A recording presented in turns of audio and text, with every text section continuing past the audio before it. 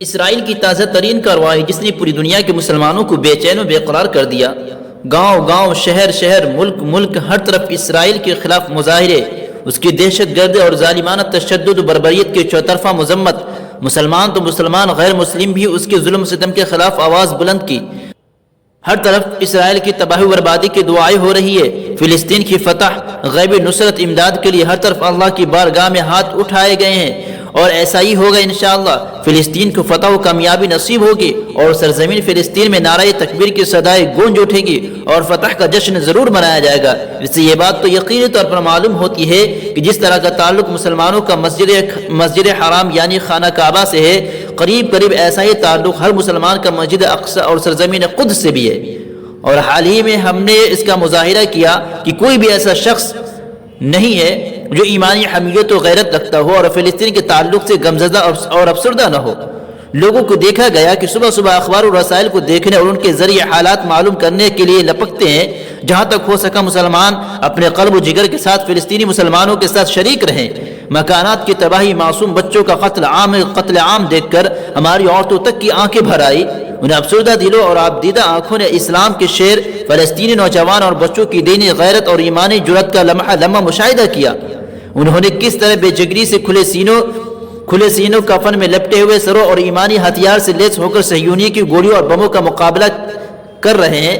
بچوں کے چیتھڑے اڑا دیے گئے۔ یہ منظر دیکھ کر ہر مومن کی آنکھوں سے آنسو کی جھڑی لگ گئی اور اپنی ضمیر کو جھنجھوڑنے لگ گیا کہ کاش تو بھی میدان جنگ میں ہوتا اور ان ملعونوں اور خبیثوں کا مقابلہ کرتا۔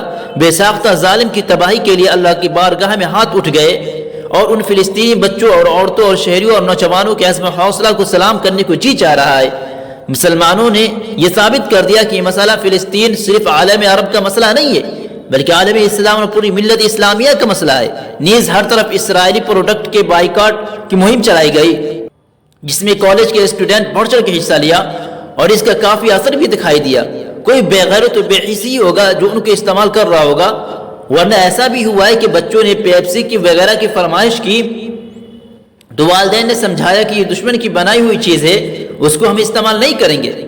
ہر وہ شخص کسی بھی مذہب کا ماننے والا ہو جس کو قدرت نے عقل و خرد کی دولت عطا فرمائی ہے، اس حقیقت کو تسلیم کرے بغیر نہیں رہ سکتا کہ اسلام ایک امن و آشتی کا مذہب ہے۔ اسلام کے معنی ہی یہ ظاہر ہوتا ہے کہ لیکن اسلام دشمن طاقتوں نے کوئی بھی حربہ ایسا نہیں چھوڑا کہ اسلام کے خلاف اس کو استعمال نہ کیا ہو۔ دہشت گردی کو مسلمانوں کے ساتھ ایسا جوڑ دیا گویا اسلام کے معنی ہی دہشت گردی کے ہیں۔